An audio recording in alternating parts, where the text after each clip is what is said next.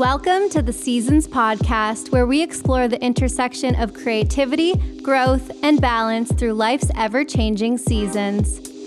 I'm your host, Autumn Hashi, interior designer turned mindset coach and creative mentor. Here, we speak with inspiring leaders, spirited entrepreneurs, and everyday visionaries about wellness, mindset, creativity, and intentional living, offering insights and tools to help you step boldly into your next season of self. Today's episode is brought to you by Strong Pilates. Strong is a fitness studio that combines rowing or riding with Pilates-inspired movements using the new innovative row former and bike former. Strong classes incorporate a mixture of cardio, HIIT training, and Pilates-inspired strength and resistance training. Welcome back to another episode of the Seasons Podcast. Today we have an inspiring guest, Ashley Haraburda, co-owner of Strong Pilates Canada. Ashley's journey from musical theater and dance to owning a Pilates studio is nothing short of fascinating. We explore how her background in the arts influences her approach to fitness and community building, and how she juggles entrepreneurship, family life, and self-care. Welcome to the show, Ashley. Okay, well, we'll start. We'll actually start. Ashley, welcome to the show. Thank you so much. I'm so glad to have you here. Yeah, I'm so happy to be here. So I want to start. You are the co-owner of Strong Pilates. You brought it to North America, but you have a background in musical theater and dance. Yeah. Let's talk about that. Yeah, I danced my whole life. My parents' best friends growing up owned a dance studio. So by the time I was 3, I was enrolled in I started with tap and then jazz and ballet, and I just loved being in the studio environment. I did that for a long time. And then when high school, when you're trying to decide of what you're going to pursue, I just didn't have anything else that lit me up and excited me. So I ended up applying to the American Musical and Dramatic Academy in New York City. So I went there, which is wild because now I have a daughter, and I'm my parents dropped me off in New York when I turned 18, which is just insane to me. But I did a year there, and then I transferred to LA because I had a campus there and finished my time. Worked there for a bit, and then when I came back to Toronto, it was that kind of, am I going to stay in this or am I going to pursue something else? So I went back to school at that time for marketing and PR, and then went right to the National Ballet. So I did all their marketing and PR, which felt like a very authentic transition. But yeah, dance has always been a huge, huge part of my life. So when you went off to school and I guess throughout the entire dance career, were you doing performances? Yeah. So the company that I was a part of growing up, we always did professional shows. So, I mean, it sounds silly now, but we would go to the wave pool and perform there. Then we'd have gigs in Toronto and we'd go and perform. So I was very used to being on stage. And then as I got older, I transitioned more to musical theater. I really liked that kind of over the top, I don't want to say gimmicky, but that very performative outward expression. And so that's where, even in New York, that was more, I began more thinking I was going to be a dancer, and then just loved the full kind of over the top Broadway kind of style, and then transitioned into that. I actually am obsessed with that whole world. Yeah. So then can you sing?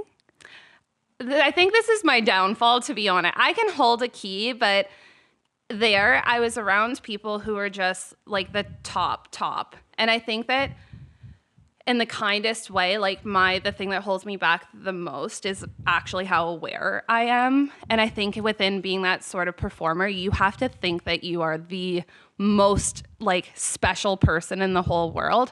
And I would get in my head.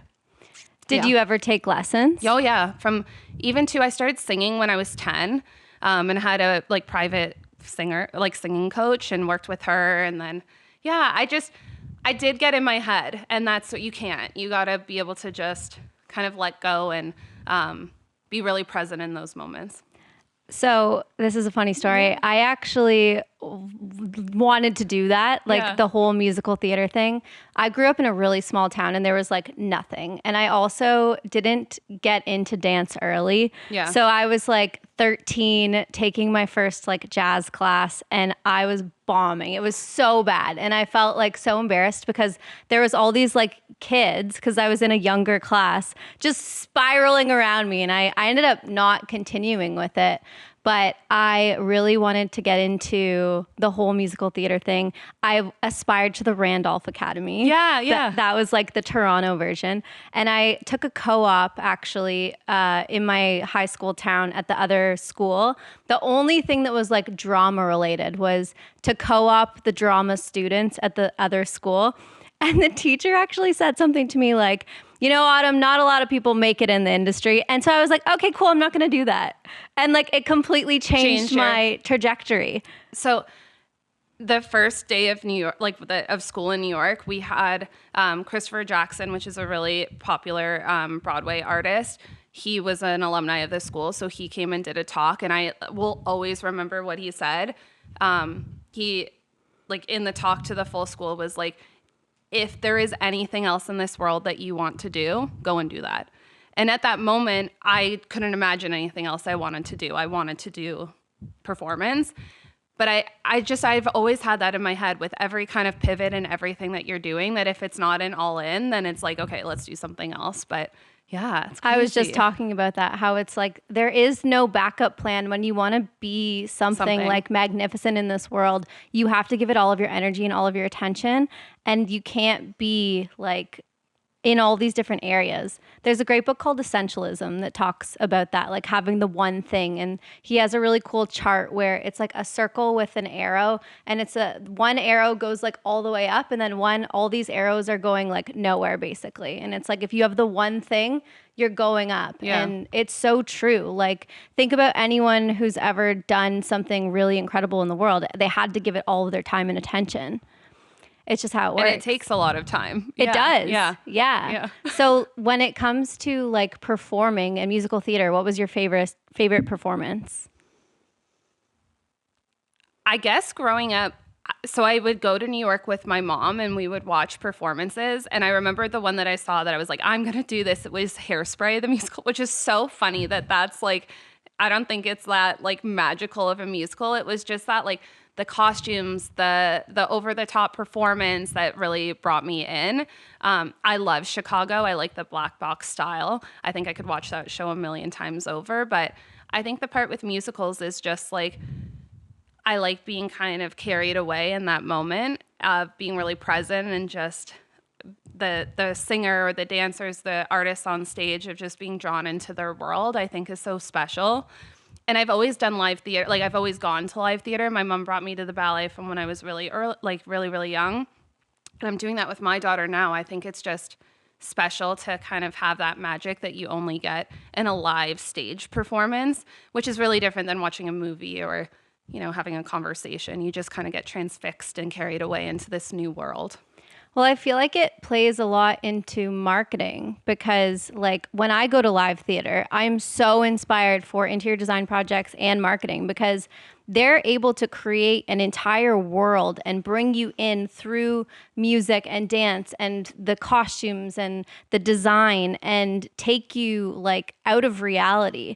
And it's so incredible. And I think applying those principles to something like interior design or marketing, like when you're doing marketing, and it's experiential. Yeah. You're considering all of the senses, all of the different things. Sorry, my dog Cedar loves our guests.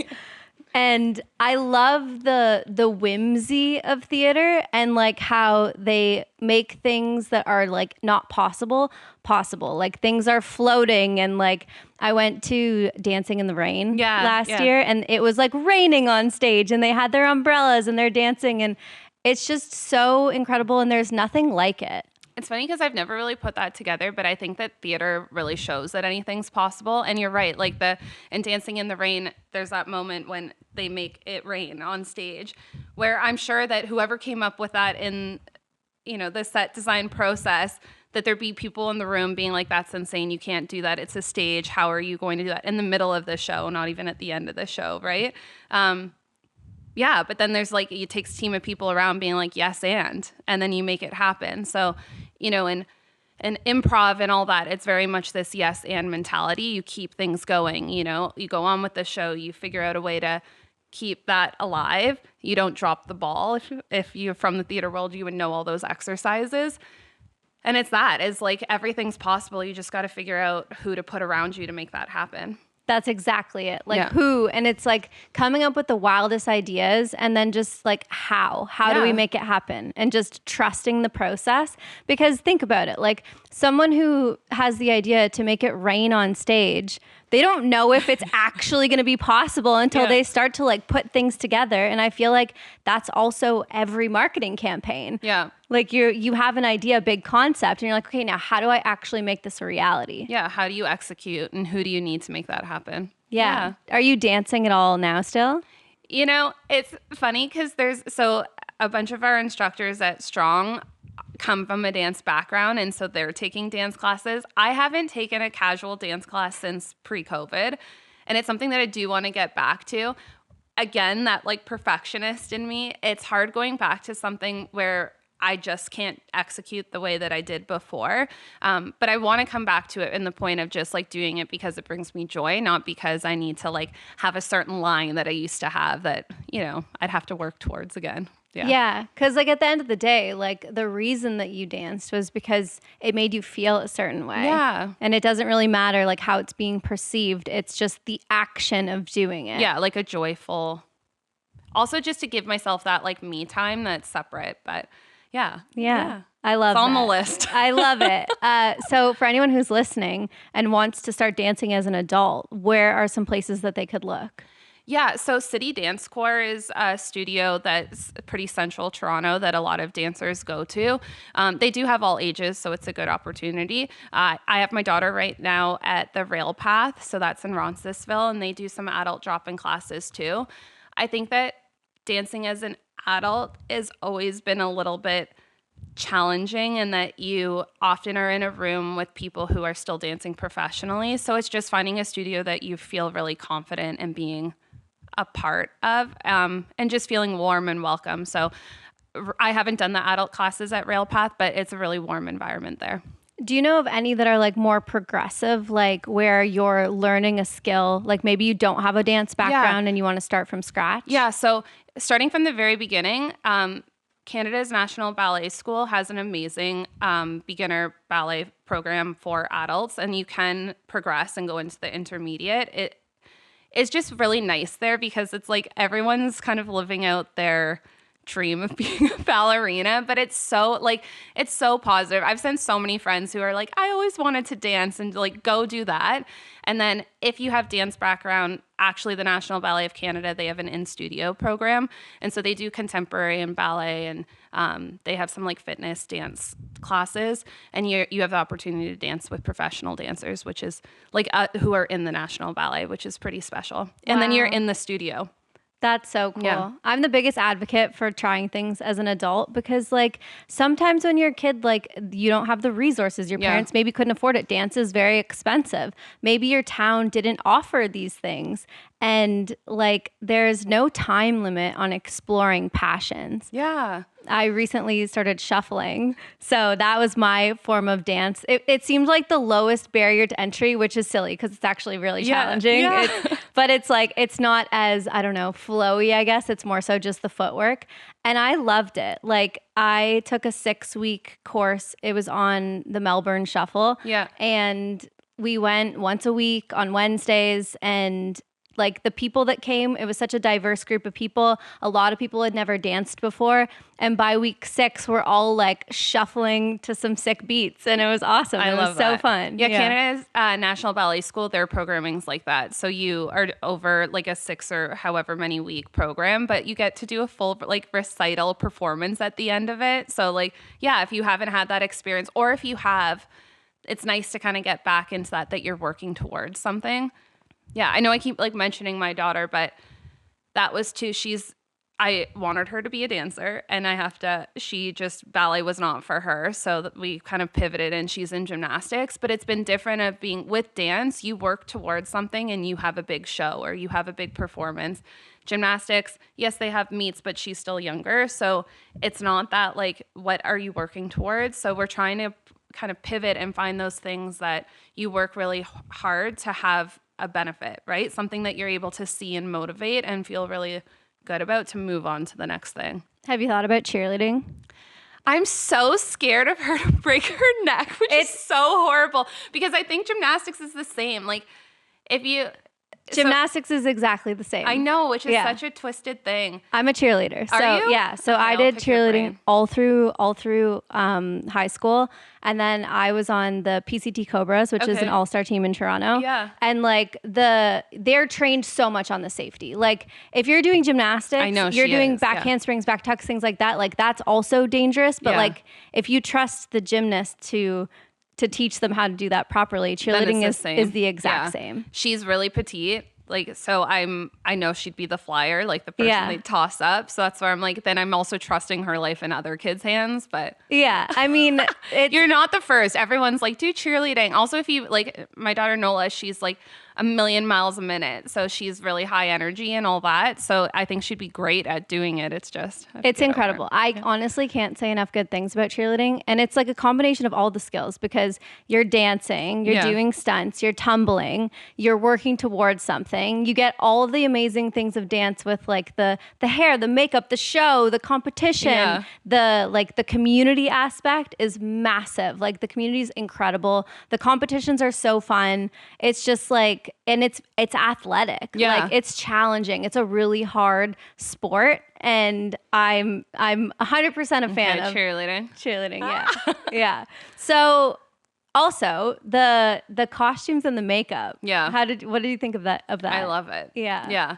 It's funny because you take that stuff on. I think that it was always the like hair, makeup for auditions. You have to put yourself forward and you never know who you're going to meet. So it's always that outward. But I just like the ritual, like the pre-show ritual of like sitting, doing your hair, doing your makeup, getting ready. I find it really calming. Even in the morning now when I get ready, like I find that that's my time. I listen to a podcast to kind of get ready and move on. Obviously, it's not like stage makeup day to day.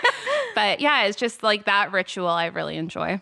And it's just cool to have like a final moment of something where you're like doing it to the best because you do all the dry runs and you do the practices without hair and makeup and then you get to do the show and you're fully dressed and you've practiced and you've worked hard and you just get to like embody that moment. Yeah. It's beautiful. It's really cool.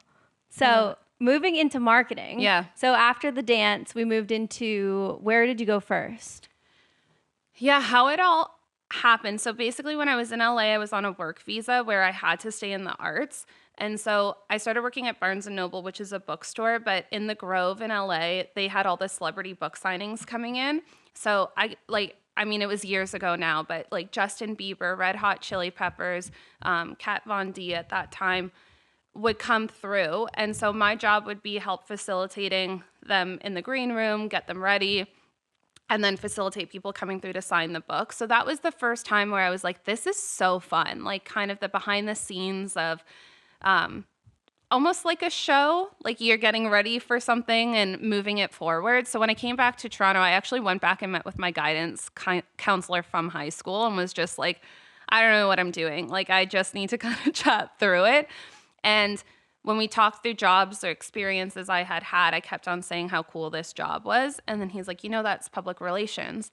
But I just hadn't been exposed to it or really had heard that word, which is a little crazy because coming from like theater, you do often work with a publicist. So I don't know why it never clicked for me, but I went back to school for that. And I made the decision to do a full degree, which was, I can't remember if I was 21 or 22 and starting school for a full 4 years. I could have gone and done a postgraduate, but I felt because I had spent so much time in the theater world and like my classes were 8 hours of dance every day that I really wanted to experience like a formal education, which was such a good experience for me to be an adult and take it seriously. Like I think I soaked up so much knowledge during that time. And like, I loved school. Like I was such a nerd. I loved it so much.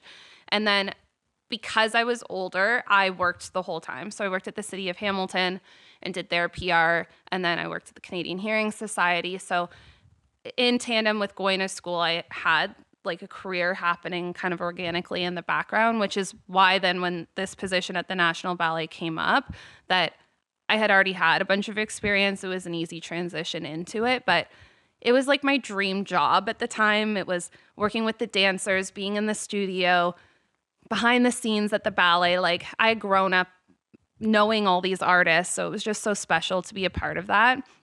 And then I got to work on all the marketing campaigns. So the first project they had already started it when I went into the role, but with the TTC, do you remember that We Move You campaign across all of the transit buses? Maybe with all the tutus. Yeah. So they had already established that collaboration, but I got to come in, and those were my first shoots, and just experience in the behind the scenes of it. And I absolutely love that job. Like, it was my first time being around like-minded people in a work setting where, lines were blurred because I just felt friends with everyone, because it's like any time that you talked about it, it's like, well, we all did the same thing. We all went to shows, talked musical theater. Like, it was just such a warm, exciting environment.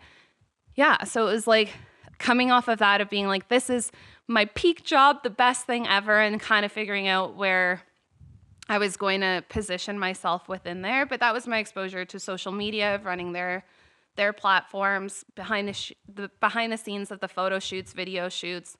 I did a little bit of the media portion of that in that role. So it was a really good, like, foundational job, essentially. Yeah. That was your first job out of school? Yeah. Well, like, I had worked at the Canadian Hearing Society for almost 3 years prior to getting that job. It was still, they gave me full-time hours, but around my work schedule. But I would say, like, the ballet was kind of the first, like, all in after school. Yeah. That's incredible. Like, for you and for them. Yeah. I feel like they couldn't have found a more perfect person for that role. Yeah. I had actually applied for, I think it was just like a public relations coordinator role. And then when I met with them, they're like, we've been needing to make this other role that is part social, part. So it was all timing. Like, when you talk about the universe kind of aligns and it's like I had put my name forward, and then we were able to kind of make a new role that made more sense to utilize the skills and background that I was bringing in, and also fill a need that they needed in the organization. So right place, right time. So you're in your dream job, yeah, doing the ballet, doing all of the marketing, social. What happens next? Like, where do you make a transition to move out of that? Yeah, and that was honestly the hardest transition I think I've made in my life. It's like the only job I feel like I've cried at, of being like, I can't leave this. Like, it was so dramatic at the time. It was hard to feel like, I think I was 24, 25. Being like, I'm in my dream job, like, what am I doing? But then COVID happened. And so, like, blessing and a curse all at the same time. But yeah, the arts were really impacted during COVID. We went to working from home and then coming up with ideas with the artists. Like many arts organizations, they had to freeze salaries. The National Ballet actually is one of the only organizations that continued to pay their artists throughout COVID. So again, like, shows how warm that organization is, that was the community feel that happens. But as I stepped away, it was also transition in my life. I had met my husband at that time. We had just started living together. His daughter is from a previous marriage. And so I was transitioning into this, like, home life where my priorities were shifting. The ballet, you have a lot of shows, a lot of late nights. Like, it was a lot of hours, but again, loved it. But it just felt easier kind of being removed during COVID to start thinking about those things and valuing my home life more. Being like, I'm like, see the things that I could be a part of. Anyways, so I made the decision during COVID to switch. So I went to academia. So I went to Toronto Metropolitan University. I was part of the creative school. So at that time it was FCAD. So it was transitioning into renaming of the creative school. And it just felt like a different challenge. I got to go in as a manager and just like, I don't know. It was a job though. Does that make sense? Yeah. It was really different because in a positive and a negative, like, the National Ballet was my world. Yeah. Like, I loved every part of it, but I also felt like it was my identity, which is, I think, not a positive spot to be at. And then I went the complete opposite of, like, I went to a job, and I had never experienced that of just, like, clocking in, clocking out. Yeah. What was it like getting your, like, lifestyle back? Because when you're, like, all in passionate, I know what it feels like. It is your world. You're not thinking about doing anything else. What was it like to actually have, like, free time? Yeah, it's a wild ride, let me tell you. But I'm thankful because I got to get into, like, family life routine. Like, during that period, I think I got married before isn't that wild? Like I have no kind of transition of what that looks like, but I like get to take Nola to her gymnastics and like go and watch performances, and like we get to go and do family activities, and 5 o'clock you clock off and you have a whole evening to go and do things. So it was nice to kind of like have that breath and be like, oh, I can still go to the arts and go see a show and just be a patron, which like I love, so I still feel like the arts are very part of my life. I just get to go and be a participant and not have to work. Yeah, enjoy it. Yeah. It's interesting because like I'm sure you weren't expecting to have a daughter all of a sudden. And so you did have to change your whole lifestyle. And it's wild that everything kind of unfolded as it did, because without COVID, you might have felt really torn. Like if you didn't have that like separation, you kind of had that kind of space to soften the blow, if you will, to make a new transition. And it's just, I think life happens, right? Like no matter what your priorities, you're kind of growing up, you're being exposed to different things. You start seeing where you want to land. And I do think I've lived many lives. I feel like I have the LA, New York chapter feels like a world ago. And then it was like, your single life in Toronto when you first move, and then that job. And then, now this whole new chapter. It's like, I just all in. It's right? kind of a movie that I would watch. Like I kind of want to watch this movie. Can we make it into a documentary? It's wild. Yeah, it's interesting to sit and reflect on it, because I do think that I've changed a lot, but I think that it's good and we should, right? And I'm like happy where I am. Yeah. So moving from that last marketing position, what were the biggest like takeaways or things that you learned in that role? So much. Like I actually think professionally it was the best thing I could have done, because I at the ballet was very much in PR, and then when I moved over to academia, I got to do both marketing and PR. Not that we weren't doing marketing in the ballet, it was just like also part of my title now, right? But yeah, I did 2 major rebrandings. So we changed the faculty name, which is a massive undertaking, and then the university completely changed its name. So it was just being exposed to that, seeing that level of campaigning and being a part of execution on many levels, because I was in the dean's office. So then we had all the professional schools underneath us. Yeah, I'm so grateful that experience. And I think now what I'm doing, like I know how to do all these things and can kind of execute just because I've had that experience. I worked at Leon's when they were making the transition. Leon's is a 100-year-old company, and they did a rebrand I got to sit on the RFP with every agency in Toronto presenting to us, which was so cool. I was like 22 years old, and I got to see what every agency would come up with as their pitch to rebrand Leon's. And like that kind of experience and seeing brands rebrand when like PR is different than marketing. Yeah, and being exposed to all of that marketing information, it's just so valuable because you can take that anywhere. Absolutely, you can. It's so transferable. Like obviously now being in a studio, there's so many things that we're able to execute or like come up with because of the background that I have. Yeah, but marketing is so different from PR. And I know we've been talking professionally. I think that is all, now companies like to hire and kind of put everyone into one role, but they're different tactics, they're different strategies. Yeah. I think that's an important message for everyone. Like people are experts at different things for a reason. Yes. And I think that it's very common in today's society to try to find someone to do all the things. It's never going to be as good. When someone's doing every single task, like there are people who are professionals at SEO, at web dev, at all these different things for a reason, because they're the best at it. And I'm such a proponent of like finding the person or the product or the thing that is the best in the market, that's doing the proper research and like doing the best. I also think that if you're able to be very clear with what your expectation, you're going to get so much more out of it. Yeah. I know that ballet has changed positions and titles since I was there, but at the time it was so clear of who did what, that there was the external publicist, there was the social media, there was the web developer, so there was always clarity. And then everyone can work through the same projects. We're all under the marketing PR team. It was a holistic team that was worked together, but there was no room for this gray misinterpretation where when you put so many things under one title, what are we prioritizing here? What's the main goal? Yeah. We were chatting just before we started recording, and you were talking about hiring this gal to help with social. Yeah.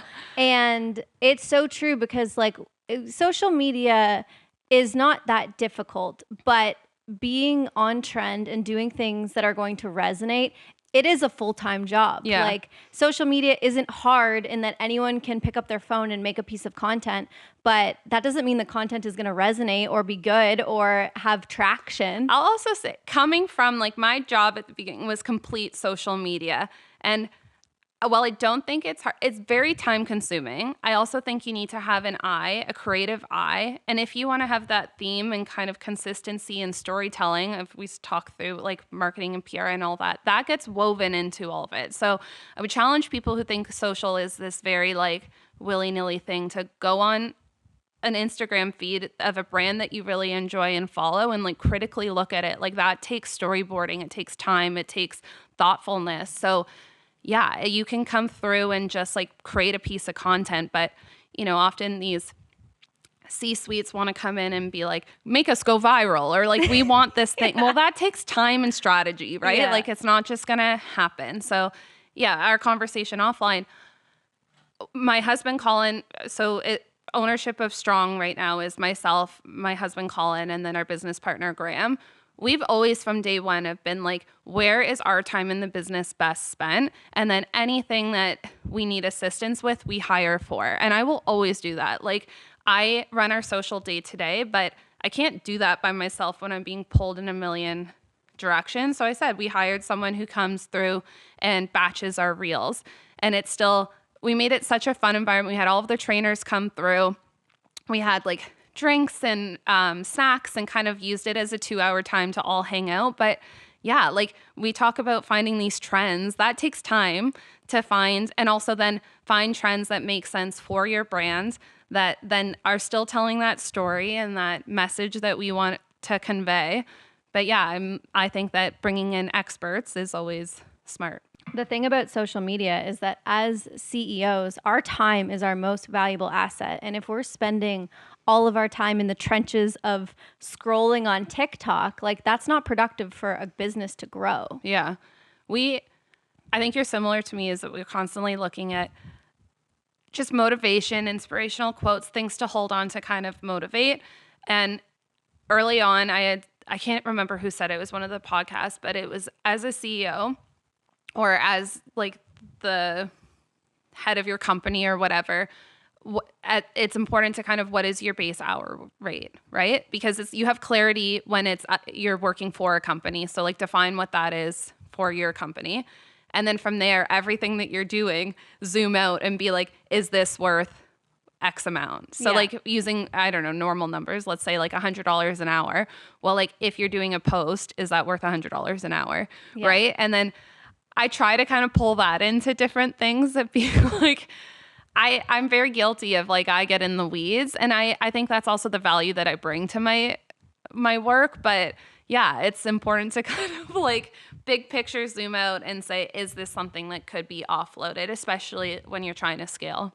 Yeah. It's hard to delegate though, especially when you believe that everything is important. Yeah. Like I care so much about everything, every detail. I want to be perfect, which is perfectionism is a problem in general, but like to have so much heart in everything, it takes things overboard a little bit. Yeah.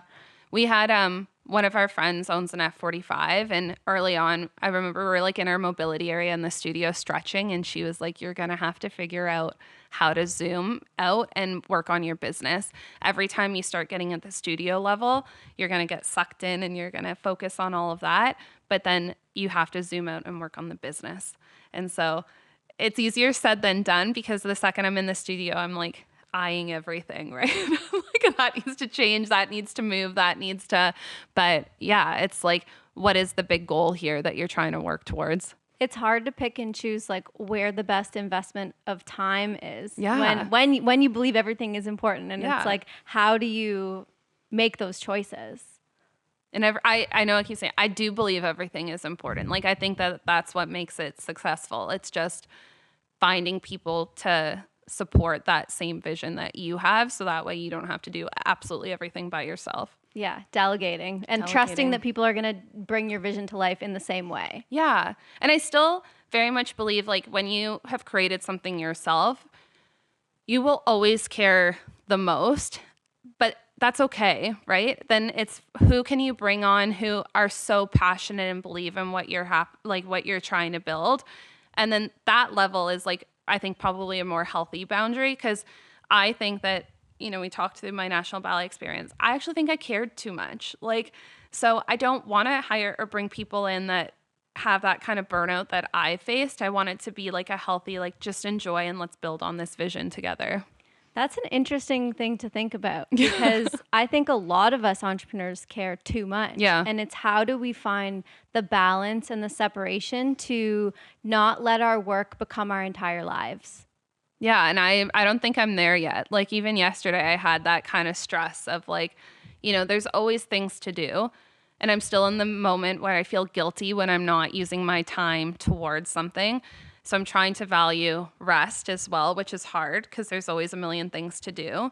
But yeah, I'm not there yet. I think rest as an entrepreneur is the hardest thing, because it's so hard. Also, we're excited. Yeah. We love working on our businesses. We could go all day, all night. And we do. And we do. And we do. And so it's like, how do we intentionally rest? And I think as like high performer, overachieving people as well, like we just want to keep going. We rest is uncomfortable. It's so uncomfortable. My husband has said, he's like, he's going to kill me for saying that. But he's like, I feel like you get mad at me when I like lie on the couch, right? But it's that sort of thing. I'm like, there's things to do. Yeah. Like I've always been, you know, like busy is good. Busy means successful, but like it's hard to take that moment to rest. But like that is when ideas happen. That's when clarity happens. So I'm trying to like remember those things in those moments. In terms of like rest or like wellness practices or like getting back to yourself, what are your favorite ways to kind of try and incorporate that? I know for a fact, because of dance, I need to move my body. I am someone who I move every day and I need to, like it keeps me sane, whether that's walking or a full workout. And so I do prioritize that. I work out every day and I make sure I have that time. And then I try to walk to places as much because I find that's when I like clear my mind and I can be like present and focus on that. I am a good sleeper. It's just like closing up shop. Like I'm in that phase where, you know, up until the second before bed, I'm like responding to emails and doing that. I'm trying to have more like definitive days off, but you know, that's really hard when it's like your baby that you're building. Yeah. Yeah. It's something that I still struggle with, and I'm trying to figure out how to have stronger boundaries around routines, because when I do sink into them and I have like a great night routine, I feel amazing. Yeah. But it's like getting to that point where you're like, okay, it's time to shut down and like turn off. Do you have a day off in your calendar? No. Yeah, I don't either. Yeah. I sometimes will take Sundays off. But like, well, on the weekends it's flexible. Like I'm not working very hard, but there's usually a couple hours of work. But no, and I've been thinking about it too. Like I haven't actually taken like a proper vacation. Yeah. I don't think since I left my corporate job. Yeah. Like it's been a long time. Like I guess in the summers sometimes I would go to the cottage, but yeah, it's been a while. And I'm like that too. I'm like a year and a half of like taking any time. Yeah. I know. And it's hard. It's really hard when, you know, the business is relying on you to be doing the work. I mean, I think in your case, your business could run without you. Like you can step away for a day, no? Yeah. Yeah. Oh, absolutely. Like we have built such an incredible team, and I do feel like we're well oiled. I love the studio environment. Like you've heard my story. Like I gravitate to being in the studio. I feel very fulfilled when I'm there. I love meeting our community and being a part of that. So it's almost like forcing myself to remove. Because even you asked what I do, I work out at my studio. So days that I'm not like scheduled, I still find myself there. So it's like unhealthy. Yeah. Have you ever went to Othership? Yeah. Okay. Yeah. I've been to Othership. Active Remedy Club is around the corner from our Liberty Village location, so I go there. And then we live really close to Alter as well. So yeah, like I have routine. I do. Yeah. Like, but it's just finding that point of like, yeah, I like our workouts. So I find myself there as well, and then I get sucked in and hang out. Would you feel bad like going to a different like yoga or Pilates studio? No, I'm actually going to another studio after this. Where are you going? I'm going to Legree Plus. Okay, I cool. love going to yeah, other, I want to try it. Yeah, I love going to other studios. I actually think being in the fitness space and having like actual studios, it's so important to go to other studios. I think it's great for like quality control of instructors, of making sure that we're on the pulse. I love seeing people's customer journey experience of like what that grading process is like.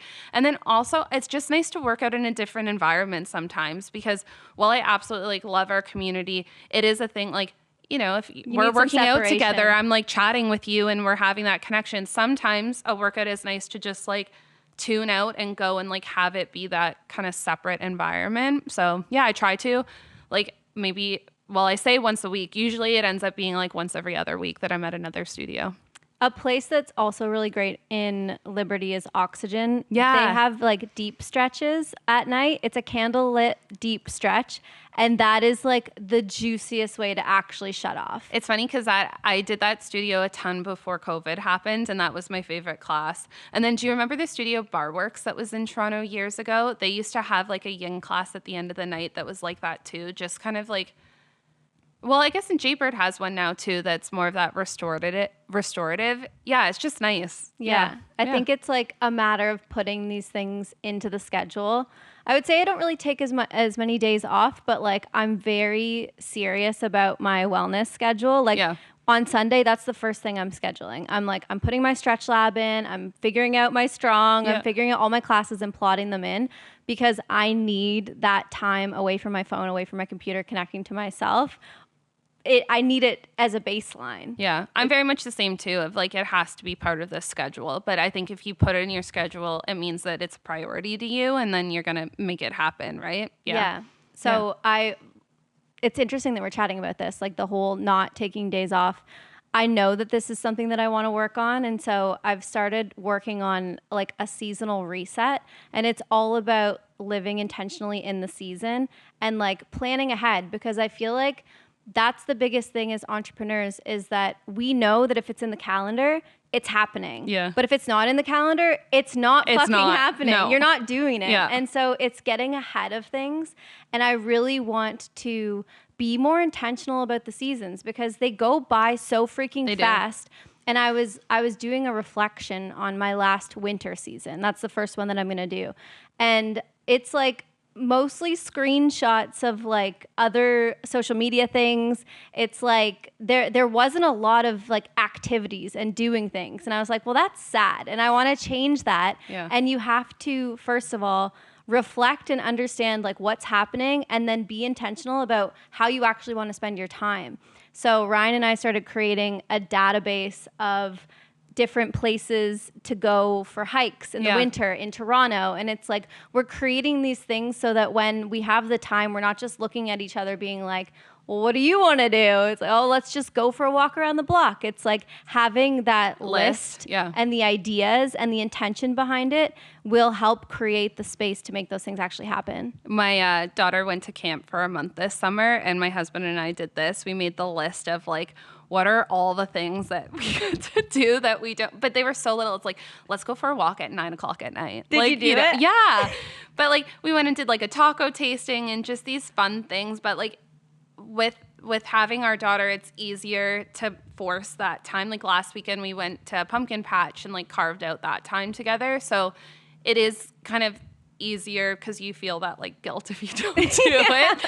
So, but we do things seasonally of like, September to, well, we did till November of like things that we have to get done. But she's like such a Halloween girl. So then it's like making sure that she gets those experiences and those things, you know, that you've had as a child that are memorable, that you remember and align with those seasons. But yeah, like we haven't really done those like one-off individual things which is, yeah, I love this. Maybe I'll steal your idea. Yeah, absolutely. I saw a really cool TikTok, and this guy was chatting about how he likes to make one giant theme for every year. So like, what is the one massive like accomplishment, like climbing a mountain or running a marathon? And then he likes to do, I think it was like 3 or 4 mini adventures. And it's like plotted in the calendar. And so I was like, cool, I'm gonna do that. I want to do one thing each quarter, like one seasonal thing. Like, what is like the thing that's gonna make that season so juicy? So it's like you're not getting sucked into the work all the time, because the reason that we became entrepreneurs is so that we have time freedom and financial freedom to do these things. So it's like, let's prioritize actually doing the things that we became entrepreneurs for. This timing of this conversation is funny because my husband and I literally yesterday were like, remember the reason why? Yeah, it's just that kind of, I think it's important because as an entrepreneur, you get so sucked in and you're in this routine of like pushing out that you kind of, when you zoom out, you're like, wait, what was the motivation again? Even silly things like we'll go for a lunch in the like middle of the day or go like Othership or go to Arc and like do a plunge in the middle of the day. And like those are those little wins of like, this is what it's for, to just be able to live on our own timeline, I guess, or like not feel like we're subscribed to this 9-to-5 environment. Yeah. But we try to give these like little wins of like 2:00 we did this. Isn't that exciting? They're actually the best. Like sometimes Ryan and I will go for a coffee and we'll be like looking at each other. It's like 2 p.m. We're like, sweet. Like, cool. Yeah. We can just do this. Even though we're working the rest of like every other hour. But it's so yeah, you're like, and we're up to 11 working. But I think you have to celebrate little wins. I'm trying to do that more of like, because there's always more. And I think as an entrepreneur, we're in this because it excites us and we have this vision and we keep taking on more, but then it's also, what are we celebrating? Or, and it's never ending. There's always a million things you can be doing for your business. Yeah. So unless you prioritize that balance, you're just going to keep going. And I also get really critical. So I try to celebrate a win and like look at it as a positive, or what we're trying to frame things now when we come through a challenge of like, or when we come through a problem of, okay, challenge accepted versus like this doomsday mentality. Because I think that that's a helpful way to reframe our, like also for our mental health, right? Of like, we can't spiral constantly or Well, like being an entrepreneur is literally being a professional firefighter. It's like constantly you're just putting out fires and you're learning and you're going through challenges, and it does take a mental toll unless you're putting things in place to have that mental resilience. Do you know, I think that that's been the biggest learning lesson for me, is because I don't think that people realize that on all these businesses, like there's people on the other side. And so like having to deal with any sort of thing, I take it so personally because I've like built this, right? So like any sort of criticism, which like criticism is important. It's how we improve and it's important to hear. But then like I'm still in the phase where I go home and I'm like, oh my God, it's over. Yeah, for sure. Like people think that it's just this like brand, but there's a person behind the brand. Yeah. And we care so deeply. So deeply. And it's different because so Strong's a franchise. So it's different because I feel like it's my child and it's like my baby, right? But then it's still part of this like larger ecosystem of Strong and of this brand. So when you watch people kind of navigate through the brand, it's like, well, they have like their Strong experience, but then they'll also have their like my studio level experience. But when you get that like piece of feedback that you're like, oh God, like we feel that on like the personal level. Yeah. So you brought Strong Pilates to North America. For anyone who doesn't know what Strong is, let's give them a rundown. Yeah. So Strong is high intensity, low impact workout. All of our classes take place on a reformer, but our machine's really special that the front has either a bike or a rower physically attached to it. So what that means is we can just do more with our workouts. So we have our Pilates only classes where we stay on the strength side, but we also do these classes where we flow from the erg side to the strength side. So if you can imagine, you would do like Pilates block and then go over and do about 3 minutes on the cardio side to get your heart rate up, and then go back and do more Pilates. And we do incorporate some weights into our classes as well. So they're fun. It's like everything all in one class. It's an amazing brand. Like I'm really really proud of what we've built. And yeah.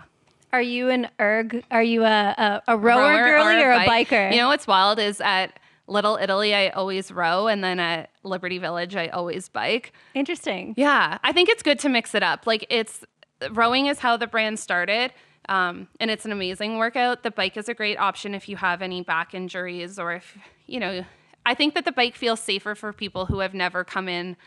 If everything is new, I'll say like a bike might be an easier go because then you have something you feel comfortable with. Most people have biked before, and then we can introduce you to the reformer side. But yeah, it's personal preference. We see people kind of bounce through everything.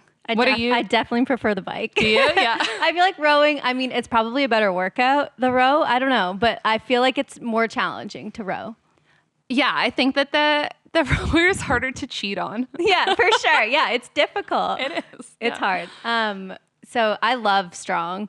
It's kind of like taking the functional like fitness and the cardio aspect, but combining it with Pilates and reformer. The Pilates only classes are challenging. They're spicy. They're so spicy. It's because we move through it. Our classes are 45 minutes, but you work the full 45 minutes. And if you're used to going to other studios, when you come and take a Pilates only class with us, you'll see how much time you've actually been breaking in other studios or pausing and resetting because we pre-cue. So while you're in a current move, we've already pre-cued to get you ready to transition. So we move things really quickly. I love Jillian. Oh, yeah. She is incredible. Like her classes, she just has this like voice and it's like so inspiring. And every time I'm like, okay, let's do this. I always joke her, yes, you can. And you're like, I can do this. I can. Yeah. I loved the first time I went and it was like, are you feeling strong? What is it? If you're feeling strong or if you're feeling extra strong. Extra strong. Yeah. Our whole thing is we want to meet you where you're at. And everything that we do is to do that, right? Like you have classes or you have days where you show up and like that was the win that day, right? Like that's the check mark. Then you have the days that you're like, I'm ready to push and all that. So every move that we cue, we give you an option to a little bit more or a little bit less. So that way you can scale and really make the workout what you need from it that day. So yeah, we encourage you to listen to your body and take whatever options you need, which is I also think why we've created such a special community because we have the person who has never worked out before working out next to the person who's done 200 classes. I thought that was a really cute marketing play too, because I wasn't expecting it the first time. It was like, are you feeling strong? And then I thought they were going to say, are you feeling weak? And I was like, that might be weird. But then it was extra strong. And I was like, oh my gosh, you're strong no matter what. That's really cool. Yeah. So strong. So strong. I love it. And so what made you decide, like you were at the creative school. Yeah. And then you made the transition into owning a franchise. So a lot of our friends actually own fitness studios. So we've watched people build these communities and we've been a part. So my husband and I met at a gym. So actually, and we met our business partner at the same gym. So we've always kind of gravitated towards that community boutique gym life. At no point though was I like, I'm going to open a fitness studio. Like it wasn't on my vision board. It wasn't really on the radar. And we were having dinner with friends at our house. I guess it would have been around COVID time, maybe after. And they're from Australia, and they were talking about how they were going to get involved with Strong. And so they flagged the Pilates aspect and kind of went through what the brand was. And I remember like looking online being like, this is so cool. And then, yeah, like, so that was like plant the seed conversation, and it did like seeing it excite me. And then later they came back and they're like, okay, we are going to be involved in Strong. And then started talking through what the like flagship or whatever. And in that conversation, like I just kind of blurted out of being like, I think I could do this. Which, you almost say something and then you're like, wait, what? Is that like what I want? And then that conversation afterwards, my husband and I'm like seriously excited by this, expecting him to be like, no. He's like, yeah, me too. Like, what? Surprise. Yeah. And so literally the next kind of steps were just like us, you do your due diligence. There is a process, obviously, in purchasing a franchise. And we just kept going through being like, okay, waiting for almost that thing to be like, this is why you shouldn't do it. And then when it went to lawyers and when like Colin's uncle is like experienced in this. So like we sent it to him and everyone was just kind of like, guys, this looks good. So then, I don't know, it all happened fast after that. It felt like that process was a lot of like, are we doing this? And then we were looking at spaces. And at that point, we had the chance to go anywhere in Toronto. And Colin went with a few of his friends and we're looking at locations. And then our first location's at College in Euclid, which is like a 10-minute walk from where I live. And when he saw that space, he was just like, everyone was like, this is it, which was not even a place that they were going to see because it's considered a lower level. So like on paper, it wasn't the most exciting option. And then it's perfect. It's so nice. Like, honestly, I'm obsessed with the studio. And I feel like obviously as an entrepreneur, you need to be, but it's just like everything that I always wanted in a studio. Like, I've grown up in a dance studio and then I've always been involved in fitness and like going to all these things. So like I really did curate it in a way for that customer experience and like how we do behave in studios and like try to think really critically of like how to better that space. But yeah, it just like, I think that that's the part. The universe is involved in things and being like, if it's meant for you, I fully believe it'll happen because it just happened. Like, I feel like I've woken up and now I have 2 studios and you're like, what? Like, this was never the plan, but it's like the most fulfilling, wonderful thing I could have ever experienced. So. And what was like the time period with this all unfolding? From conversations to, I'd say that was probably like 6 months of looking at everything. And then when we found the location, that's when everything happened really quickly. I think we saw it, I can't remember the exact timeline, maybe March probably first conversation. So about a year to get everything up and running. Wow. Yeah. And then like in terms of launching, Yeah. so you have this new studio, you're in a completely new industry. Yeah. For the first time, Yeah. your first real, like your first own business. That's insane. Yeah. So how did you market this? Like, how did you make sure people were going to come in the doors?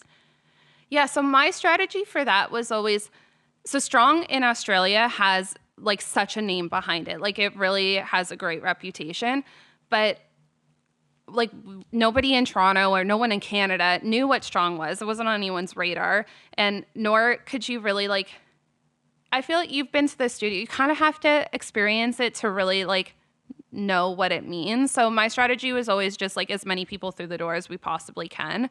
We soft launched the studio, which is also because we ended up flying, they flew in a master trainer from Australia to train our first founding instructors. And that, like, I will forever be grateful to that group of women because they just trusted my vision for like what I thought Strong was going to be. And then from there, we had them do these, I guess, well, we called them community classes, but like practice classes essentially, so they could get really comfortable with the Strong language.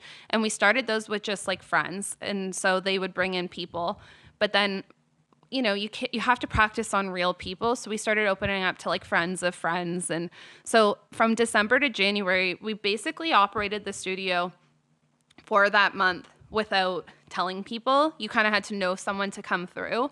But then when we launched in January, we had a big foundation of people who had already been in the studio. So we were really like privileged with that opening to have waitlisted classes right from the beginning. And I think we had that kind of community buzz going.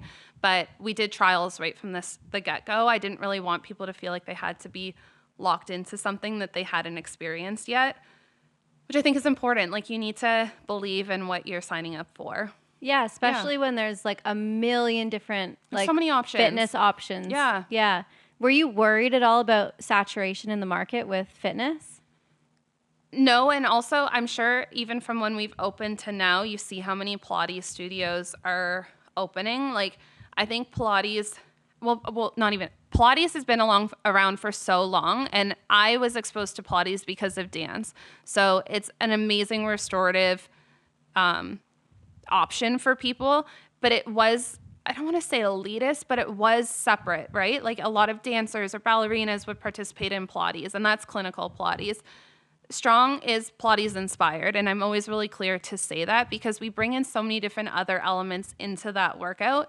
And we have amazing Pilates studios around us that offer things that are different. So if you want that classical reformer, you have other options. If you want that kind of hybrid environment, we're your option. So I think it's just really believing in our offering and knowing that, you know, Strong's not going to be for everyone, but I do see a lot of people really enjoying it and gravitating towards it. So it's just another option that people can decide if it's for them. So you open and you're immediately waitlisted. I know because I was looking and I was trying to get in a class and literally every single class is waitlisted. What was the strategy behind getting people, like how did you let everybody know? Yeah, which is so well, because like obviously that's still a problem. It's just such a grateful problem to have, right, of navigating. And so we added more classes right away, which is risky because you're kind of scaling it apart without really knowing how things are going to land. I feel like the waitlist sorted themselves out pretty quickly of like just kind of communicating to people how to move through that. But the same part was still like awareness, as many people that we could have try it. So we had a lot of different community groups come through and experience it. We did a lot of pop-ups with different events, and we still continue to do that. But it's also our way of like really integrating ourselves into the community. Like, yes, Strong is a big brand, but like this is our local studio, and I wanted to feel that when you're there. That was my favorite part about the studio that my husband and I met at, was just like we had lived in that neighborhood for a long time, and you like walk down the street and all that, but I'm from a small town too, and I didn't know anyone. And like now, because of that gym, like I walk down the street and it's like hey, but like you're in Toronto and you like know all these people now. So I like love that we've created that for people, and you see people leaving the studio and like grabbing a coffee after with someone who they literally lived down the street before, but like would they have been connected otherwise? Like, I don't know. But I think, just continuing to build that kind of community welcoming environment is my goal. That's so true as well. Like, I feel like even the instructors, like you start to get to know everybody. And even if you don't know people's names, it's you have this like friendship and you kind of like just say hi to people. And it's a great community. So would you say that like digital marketing was like a big player in? We did massive digital marketing, just that sort of planting seeds, that awareness that we were coming. And then we have our 10-day experience for $50, which we continue to have that as our intro offer, because I really do think you need to experience the classes. We have 4 really distinct class types. So in that 10 days, the goal would be that you can kind of experience each of those classes, because once you have, I think that people have a really good sense of whether it's for them or not. I don't really want someone to come through and take one class and not like that be their only experience, because if you've never been on a reformer before, it takes a minute to get the lay of the land. Now we walk everyone through. We'll do a full rundown of the machine before you get started. We really try to make sure that you feel confident before you start your first class, but it's still a lot of new language. Like any studio, we have directional cues. We call out what the machine or what our different exercises are. So it's like learning a new language. You kind of have to trust that process. But I feel confident after your like second, third class, people feel much more confident and are able to just like really see if it's a good fit or not. Well, I'd say that's also important because every class is so different. Yeah. Like every day you're working different body parts. There's like lower body, upper body. The core and abs with the Pilates only is insane. Like every time I do a strong Pilates class, I'm like, I didn't know that I had that muscle. Yeah. Like, how do I keep finding new muscles that I don't know about? It's because we spend a lot of time under tension, which is such a great way to work out. But yeah, you do, I know everything's strong, but you do strengthen your core so quickly in Pilates that we see, like, you'll feel it right away, obviously, because it's different muscle groups that people haven't really used before. But then it's just like a couple times in, you're holding your planks longer, you're feeling more engaged, you're feeling where you should be feeling those things in your body, and it happens really quickly. I also love the eucalyptus towels. It's such a treat. Oh my gosh. I always forget about them. They happen every class, but I always forget. And then they hand it to me and I'm like, oh my goodness. I just like, it's the best. Which is funny because like on the business perspective, that was the thing that I'm like, these eucalyptus towels are going to be the death of me, but I've come to love them. They're amazing. They're like such a special treat. And I feel like it just elevates that experience. Like what other fitness studio is giving you a rolled up, cool eucalyptus towel? Well, the whole experience is very curated, and that, you know, first timers, we want to be really welcoming. Well, everyone, we want to feel welcome, but like we'll walk you through the machine, make sure you feel comfortable. We give full studio tours. If you've been to a studio before, I feel like often you're just kind of set off on your own. Like we physically walk you through the space so you feel confident and comfortable. But yeah, after class, you get that special. During the class too, it's different in other Pilates studios. Our instructors move throughout the room, so they're not demoing on a machine, which just means they can keep a better eye on you and also give those like physical tactile adjustments, just make you feel safer in the environment. And then we also have the screens. So at our studio, there's 3 screens that cue our base moves. So if you're a visual person, it's great because you can see what you should be working towards. And then we'll always give variations and ways to add on, or like we said, a little bit more, a little bit less. But it is like a good, if you've never done it before, it's curated in a way to make your life a little bit easier. I think as I've grown, I've learned more about like learning styles. And it's so important to offer like the auditory, the visual, because like you need all those different cues. I'm always checking the screen or looking at my partner, listening to the instructor.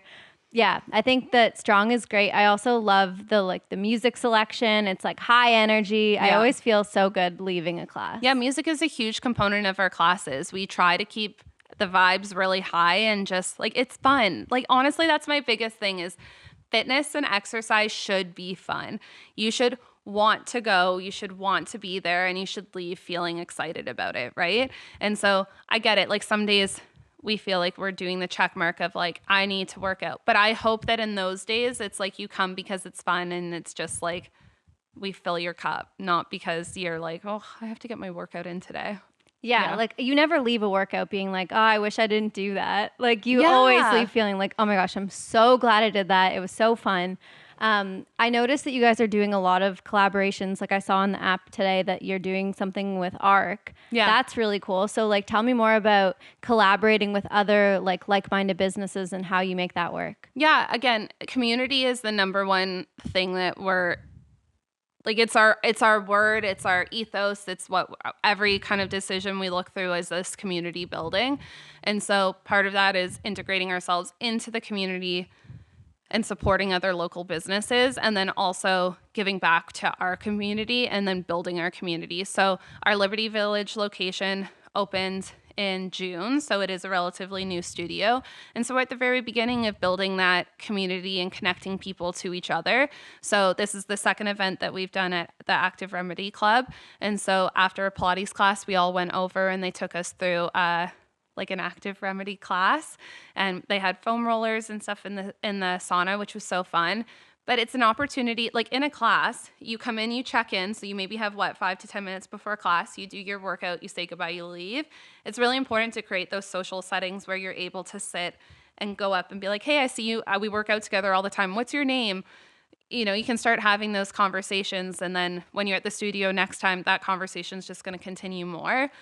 And we intentionally do a lot of those within the calendar year so we can continue to offer that.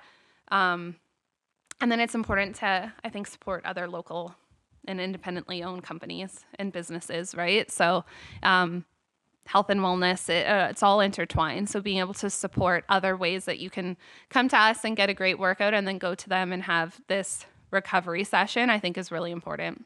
Community is so important. And like, you never know who you're working out beside. Yeah. And like going to these experiences where you're able to actually have conversations and build community, like you could be talking to the next person that you're going to collaborate with, or someone who has a like-minded business, or someone who's going to be your friend. Like I'm the biggest fan of networking and like going and experiencing those opportunities. And like everyone is there to just have a good time and talk to each other. So it's like, that's the purpose of going. And it's also how I had said at the National Ballet, it was my first environment being around all these people that we liked all the same thing. I really feel like a fitness community is that already you know that you all like the same workout. So there's your base intro, which usually means that there's going to be other things that you're going to connect with. And at Little Italy, because we've been it's almost a year we've been open, like you see these friends form that you're like, would you be friends outside? Like, would you have met? But you're best friends now. And so it's so special to see because like age doesn't matter. Your background doesn't matter. It's just like you've connected on something that's much deeper and more personal, and now you're able to build that. Honestly, at our wedding, we looked around and we're like, half the people in this room we met at the gym. Like, but it's because you're meeting them where you are at that moment, and also like people who want to improve themselves are working towards themselves. They're really motivated people. So it's really a special group of people to connect with. Yeah. I totally agree. Yeah. So you had one studio and then you have two. How did that happen? So the way that the franchise works is you can put your name down on a territory. So we had always had 3 territories. We had Liberty Village and being like, we're going to do a studio there eventually. But you start looking at locations, and then our location became available really soon after opening the Little Italy location. So we went and looked at it, and we were like, oh no, this is so good. So that happened a lot faster than we had planned. But in a way, it was like easier because we had been through it before. The first studio, everything is a first. But now the challenge is they are completely different. I know we talked offline of the communities are really different. We're serving different needs. And so now we're really trying to look at them as separate businesses and be really intentional with like the activities that we do at one. We don't have to like turnkey replicate what we're doing at one for the other. And that part, like from the entrepreneurial lens, is really exciting because it's like coming up with those ideas. But yeah, it's crazy how quickly it happened. That's wild. And the fact that I still can't get over the fact that this is your first entrepreneurial pursuit and now you own 2 strong Pilates locations. It's wild. So what's next for you? Yeah. So the goal for we definitely want to continue to build the strong community. We're about to celebrate 1 year at our Little Italy location, which is so exciting. It's only been 1 year. Isn't you that have crazy? 2. That's so insane. Yeah, January will be when we had opened the first studio. So I just want to continue to activate the space, bring in new people. I want truly as many people to come and try it out to see what we have to offer. And then we're continuing into the health and wellness space. So we're opening a recovery studio called Recovery. We're right across from the new Nobu Hotel, which is such a thrill. Like as someone who moved to Toronto, I'm like, this is like a pinch me moment of locations. But yeah, that'll be opening in 2025. And what do we expect from this space? Yeah, we're doing contrast therapy. We're going to have a 0 float gravity tank. All that sort of health and wellness recovery lens. So after your workout, anything that you would need to help recover. So we'll have like compression boots, that sort of thing as well. Is it another franchise? So it's not, but it is a company that's established in Australia that we're partnering with. Okay, Yeah. cool. Yeah. So like, is the brand everything kind of solidified, or you're going to have any influence on the way it looks, feels? Yeah, we're in the design stages right now, which is like, I love designing. It's so fun. But yeah, so the brand is established in Australia, but we're making it what makes sense in Toronto. So it's like picking the tile and the vibe that makes sense for here, which is so fun. That's, I mean, obviously I love that. Yeah. So it's very interesting that like a lot of these fitness studios and places are from Australia. Yeah. So should people be different kind of like breed there. looking at, like when you're looking at what businesses to buy, how do you go through that process? So yeah, Australia is definitely known of being like kind of on the pulse of what's coming in terms of fitness. They're so just of that lifestyle, which is amazing. I think that brands come from all over, so it's not like I think that people should discredit looking in other places, but they're definitely doing something right over in Australia. Yeah, we're actually going for the first time in November, so that'll be great to go and like I'm excited to go to again more studios in different places and just see and what it's actually like there. But so you're going to Australia? Yeah. Oh my gosh. Is it only work, or are you going to have time for play as well? We're going to do both. Yeah. Okay. So I'm spending a week in Australia to kind of like tap into go both strong and then see recovery. And then my husband turns 40 this year. So we're going to do a trip to Bali. Oh my gosh. Yeah. Amazing. So you definitely have some awesome things coming up on the calendar. Yes. Very exciting. For Australia, where in Australia are you going? We're doing Sydney. We're just staying in Sydney. Okay. Yeah. Cool. Yeah. Amazing. That's awesome. Well, I want to just finish it off. This is a question that I've been asking my guests. What is your intention for the next season ahead? It's funny because we just did this word yesterday. Like my husband's very much like this too. My word going into this year is gratitude. I think that we have scaled and done so much, and it's just been like on to the next and grinding, and that I want to find those moments to just sink in and like look at what we've built and have those, like we've worked really hard, and I think are really successful for what we've done so far. And so I want to spend the time in those moments rather than worrying so much about what's to come. Amazing. Yeah. Incredible. What a great way to finish the episode. Thank you so much for joining me. Thank you. Where can people find you online? Yeah, so go to strongpilates.ca. You can look at both of our locations there. We're on Instagram. It's strong_Little Italy TO, and then strong_Liberty Village. Awesome. I will add everything in the show notes below. Thank you so much, Ashley. This was great. Yay. We did it.